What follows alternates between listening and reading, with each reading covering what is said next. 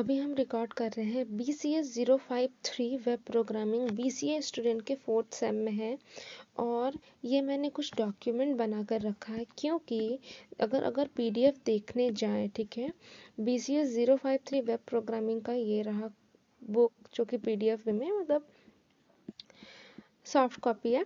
तो ब्लॉक 1 में और ब्लॉक 2 में यूनिट्स है। ब्लॉक 1 के अंदर अगर देखें, इसको ओपन करें, हम यहाँ पे देखो 5 यूनिट्स है, ठीक है। यूनिट 1,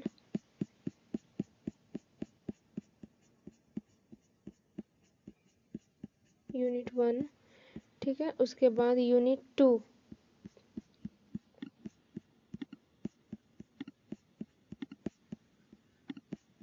ये रहा यूनिट 3, इंट्रोडक्शन टू XML।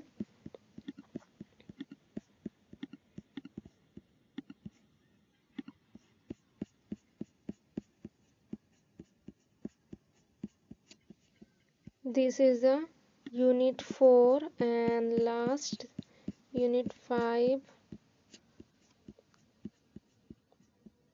ये रहा यूनिट 5। यही लास्ट है, ठीक है, खत्म यूनिट 5। वापस बैक जाते हैं। अब देखो ब्लॉक 1 में 5 यूनिट थे एंड ब्लॉक 2 में अगर देखें, इसको ओपन करें तो इसमें 4 यूनिट आई गेस। यस, ये रहा पहला unit, the server side scripting.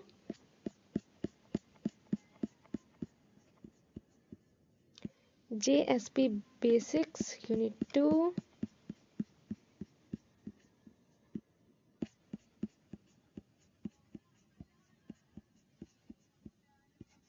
Unit 3,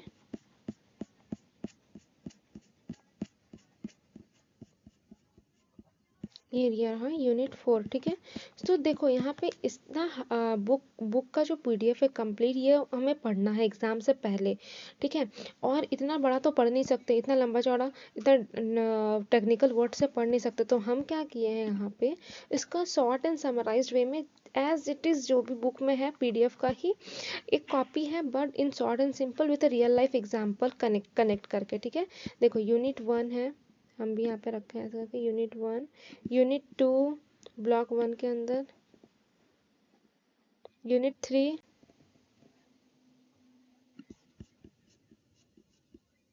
unit 4 and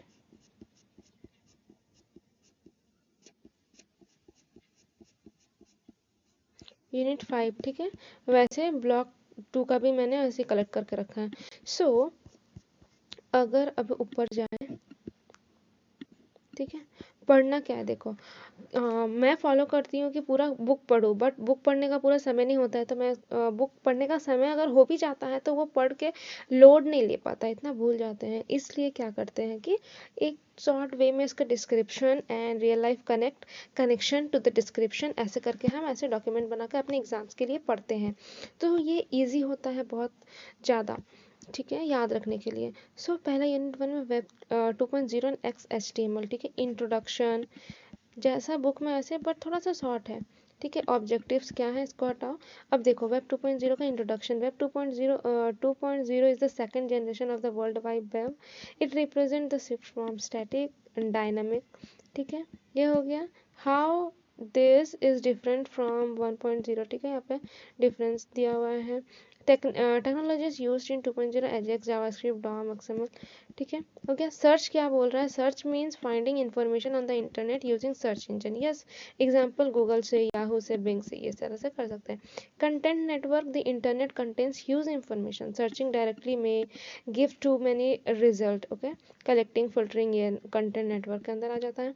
blogging क्या है, blog is a online journal of information website, post appears in reverse order, contains text, image and links, ठीक है। Types of blog, text blog होते हैं, video blog होता है, मतलब समझो ब्लॉग्स का मतलब क्या होता है, डेफिनेशन, उसके बारे में नॉलेज देता है, ब्लॉग लिखते हैं, ठीक है, वीडियो नहीं, ब्लॉग लिखते हैं, ठीक है, ओके।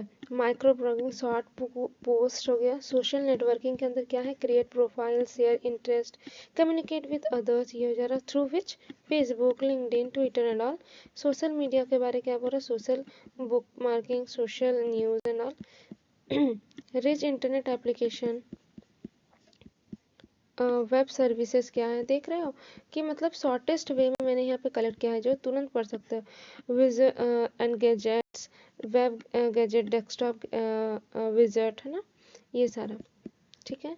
पॉडकास्टिंग मैसेज एंड ये difference between HTML and XHTML, ठीक है। HTML case insensitive and case, ये XML केस सेंसिटिव होता है। क्या है दोनों में डिफरेंस, ये दे रखा है। उसके बाद देखो ये खत्म हो जाता है यहाँ पे। Example of HTML form, okay.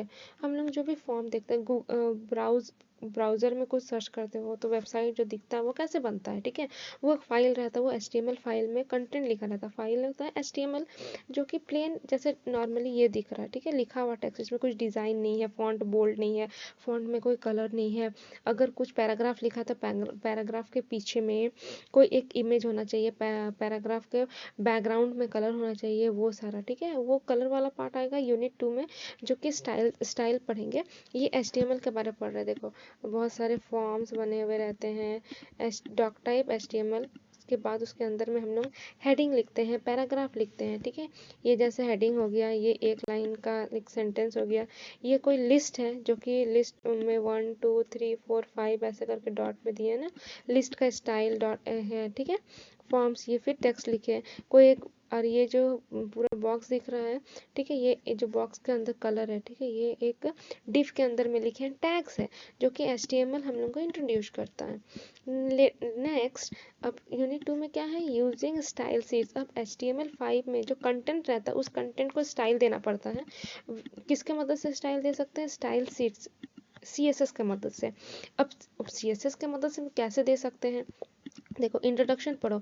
Earlier HTML tags were use to control both content and appearance, ठीक है। फॉन्ट कलर, मतलब पहले HTML tag were use to control both content से HTML टैग से कंटेंट लिखते हैं, एंड पहले क्या करता था, it use to give content and the appearance means font colour size and और ये सारा, ठीक है। फॉन्ट कलर रेड, हेलो, देखो फॉन्ट एक टैग है, जैसे अभी बोले ना HTML में P टैग है, तो ऐसे फॉन्ट टैग है, उसके अंदर कलर ये एक एट्रीब्यूट है। ये जो है ये पार्ट है CSS का, ठीक है। CSS किसको इंट्रोड्यूस किया है कि ये एट्रीब्यूट डाल के हम लोग उसको स्टाइल दे सकते हैं।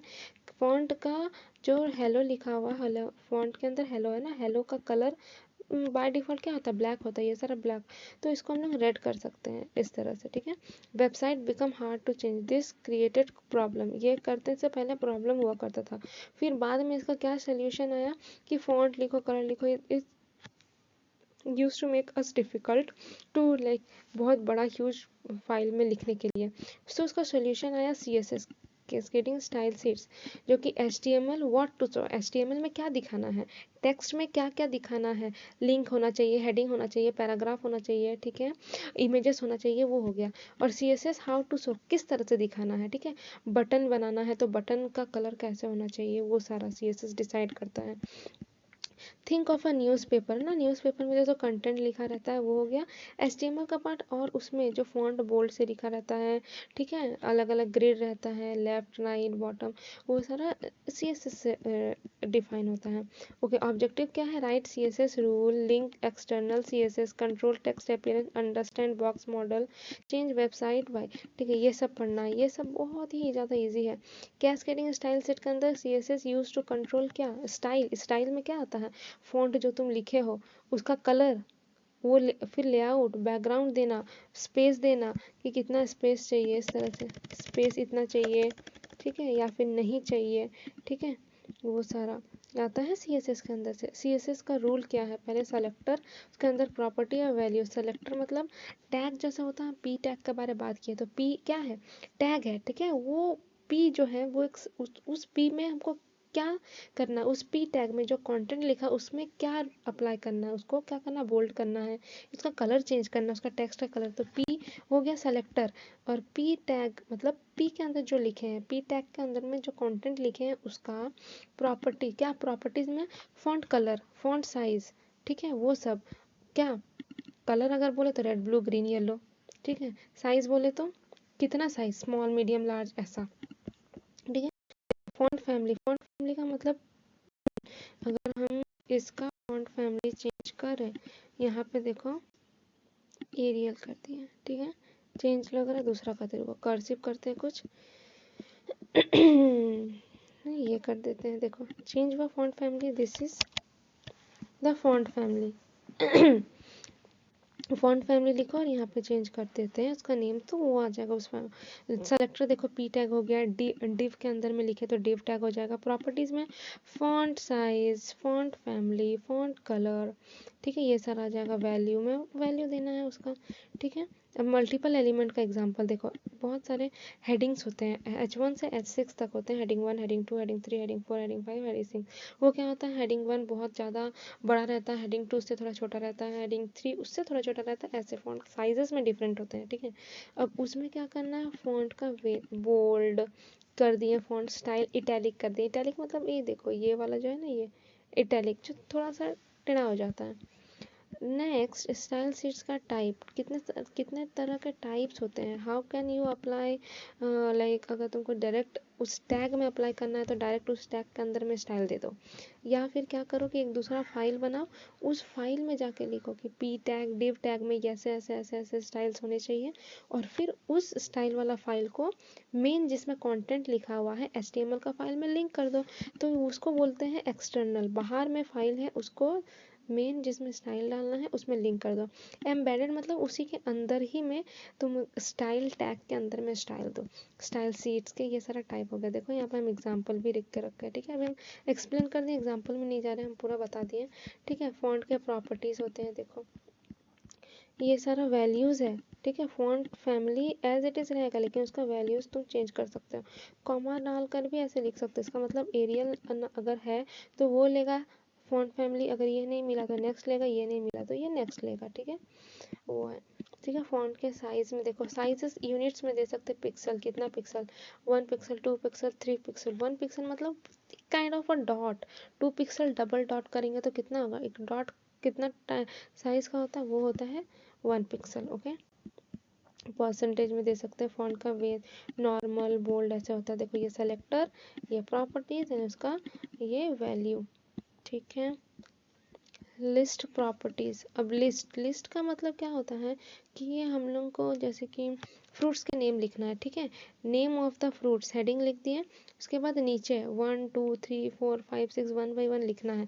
तो वो जो होता है ना, ऑर्डर और अनऑर्डर दो होते हैं। ऑर्डर में का बात करें तो 1 2 3 4 होता है, अनऑर्डर में बुलेट पॉइंट्स हो जाते हैं। देखो ये देखो समझ नहीं आ रहा ना, बुलेट्स में है या फिर स्क्वायर हो जाएगा, रेक्टेंगल हो जाएगा, ऐसा कुछ रहेगा, ठीक है।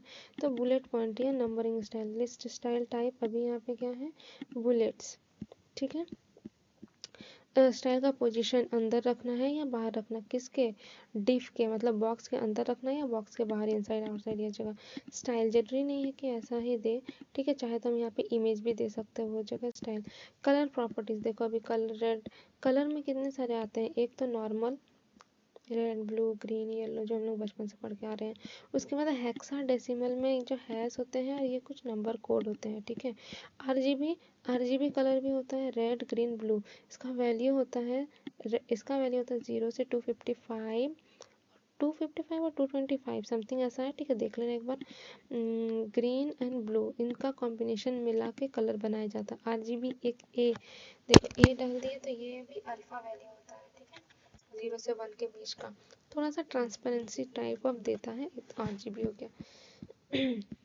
अलाइनमेंट, टेक्स्ट का अलाइनमेंट देख रहे हो, ये स्टाइल के अंदर आ रहा, CSS कैसे स्टाइल दे रहे हैं, एक मरा हुआ कह सकते हैं कि मरे हुए टेक्स्ट में जान डाल रहे हैं, ठीक है। प्रॉपर्टीज टेक्स्ट का अलाइनमेंट, अलाइनमेंट का मतलब देखो ये अभी लेफ्ट में है, I can position it to centre, और राइट और लेफ्ट ऐसे, तो ये अलाइनमेंट है ना, अलाइनमेंट चेंज कर सकते हैं। देखो लेफ्ट साइड ही से स्टार्ट होता है default, right centre justify, justify मतलब एकदम यहाँ से लेकर यहाँ तक वो जस्टिफाई हो जाएगा, space according to same element के बीच में स्पेस करके वो पूरा का पूरा एक ही ब्लॉक में फिक्स हो जाएगा, ऐसा है। सेलेक्टर्स के फॉर्म्स हो जाएगा, कितने तरह के सेलेक्टर होते हैं, देखो पी टैग को सेलेक्ट करके करेंगे तो पी टैग में होगा। अब पी टैग अभी 1 है, 2 है, 3 है, ठीक है। मान लो कि मुझे 5 पी टैग हैं और मुझे अगर अभी पी में कलर कर दिया तो पांचों पैराग्राफ, पी टैग के अंदर पैराग्राफ लिखते हैं ना, तो उसके अंदर सब ग्रीन हो जाएगा। हम सब को नहीं करना चाहते हैं, हम 4-5 में से 2 को करना चाहते हैं, तो 2 में हम क्या करेंगे, क्लास लगा देंगे, क्लास। ठीक है, देखो क्लास सेलेक्टर, ये हो गया सिंपल सेलेक्टर क्लास। तो क्लास नेम देते हैं और उसके अंदर फिर प्रॉपर्टी एंड वैल्यू देंगे। इसका मतलब जिस जिस 2 में सेम क्लास नेम देंगे उसी को ही वो कलर चेंज करेगा, बाकी में क्लास नेम नहीं है तो नहीं करेगा। वो हो जाता है क्लास सेलेक्टर। ठीक है, और आईडी सेलेक्टर क्या होता है, ये भी यूनिक होता है। आईडी देखो, स्टूडेंट का अपना आईडी होता है, एक स्टूडेंट का जो आईडी में डिटेल्स रहता है वो दूसरे स्टूडेंट का नहीं रहता है सेम। ठीक है, तो आईडी सिंगल होता है। ठीक है, और आईडी को हम लोग डिनोट करते हैं हैश से, स्टाइल देना है तो हैश पैरा लिखे हैं मतलब आईडी सेलेक्टर है, और जिस भी एलिमेंट में ये आईडी सेलेक्टर रहेगा उसमें ये कलर चेंज हो जाएगा। देखो पी एंड आईडी लिखा हुआ है, ठीक है, इसमें हो जाएगा। क्लास मैनी हो सकते क्योंकि क्लास में बहुत बच्चे हो सकते हैं, ऐसा समझो, इसलिए मैनी क्लास मतलब सेम नाम का क्लास चारों एलिमेंट में दे दो, 2 में दो, 3 में तो चलेगा, लेकिन आईडी सेम नहीं होता है। फिर आता है बॉक्स मॉडल। बॉक्स मॉडल में क्या है कि ये जैसे कि ये है, ठीक है, इसके अंदर सबसे पहले ये देखो, ये वाला जो ब्लू में दिख रहा है बॉक्स है समझो, इसके अंदर ये हो गया मेरा कंटेंट। कंटेंट के अंदर एक अंदर में पैडिंग है, ठीक है, गैप जो दिख रहा है ये वाला ना, ये वाला पैडिंग है। उसके बाद बॉर्डर आता है, उसके बाद मार्जिन, बाहर से कितना गैप चाहिए। ठीक है, बॉर्डर के बाहर से कितना गैप चाहिए, बॉर्डर के अंदर कितना गैप चाहिए अकॉर्डिंग टू द कंटेंट। ये बॉक्स मॉडल के अंदर का प्रॉपर्टीज है। देखो content, padding, border and margin. ठीक है, बैकग्राउंड अगर डालना है किसी के अंदर तो बैकग्राउंड इमेज देते हैं। ये selector, curly bracket, inside property का नेम एंड द वैल्यू। यहाँ पे यूआरएल दिए, कौन सा यूआरएल, यूआरएल के अंदर में जो पिक्चर है तुम्हारा जो डालना है बैकग्राउंड पे वो डालो। अब बैकग्राउंड इमेज डालने के बाद क्या होता है ना कि वो जो इमेज रहता है वो रिपीट होते रहता है, उसको स्टॉप करने के लिए बैकग्राउंड रिपीट प्रॉपर्टी को नो रिपीट करना पड़ता है, तो वो एक बार दिखेगा। देख, क्योंकि इमेज छोटा होता है तो वो पूरा का पूरा बॉडी में कवर नहीं कर पाता, तो उसके लिए बैकग्राउंड पोजीशन सेंटर देने से वो पूरा कवर कर लेता है। ठीक है, जो HTML CSS किया होगा उसको तो बहुत ईजी लगेगा। ठीक है, ये हो गया। उसके बाद डिव, स्पैन, ये सारा टैग्स है। डिव हो गया, स्पैन हो गया। ठीक है, इसमें भी ब्लॉक लेवल आता है, इनलाइन लेवल आता है। ठीक है, ये मुंह से बोलने से इतना समझ में नहीं आएगा, इसको अगर प्रैक्टिकल करके दिखाएंगे ना तो बहुत ज़्यादा इजी होगा, मतलब और मज़ा भी आएगा। ठीक है, समझने में। ब्लॉक का मतलब क्या होता है, देखो ब्लॉक लेवल, डिव टैग के अंदर जो भी लिखेंगे वो अभी देखो, जब इसको हम ऐसे सेलेक्ट कर रहे हैं तो बस यहाँ से यहीं तक हो रहा, मतलब ये इनलाइन है। ठीक है ना, अगर इसको सेलेक्ट करते पूरा का पूरा, जैसे कि यहाँ से देखो मेरा कर्सर देखो यहाँ तक जाता, मतलब ये पूरा ब्लॉक ले लेता है ना, पूरा का पूरा लाइन को ही कवर कर लेता, ब्लॉक हो जाता। इन लाइन का क्या है, इन लाइन छोटा, समझ लो ब्रिक्स, ईट, ईट कैसे होता है, यहाँ एक के ऊपर एक, एक के बाद एक के बाद एक फिक्स करते हैं, वो होता है इनलाइन। तो स्पैन टैग इनलाइन है, स्पैन टैग के अंदर में जो भी लिखेंगे, ठीक है, वो एक के बाद एक आने लगेगा। डिव के अंदर जो भी लिखेंगे उसमें अगर 4 वर्ड लिखे ना, 4 वर्ड लिखेंगे तो 4 वर्ड के बाद का स्पेस भी उसके लिए ही रहेगा, दूसरे डिव वहाँ पे ऑक्यूपाई नहीं करेगा, ऐसा है।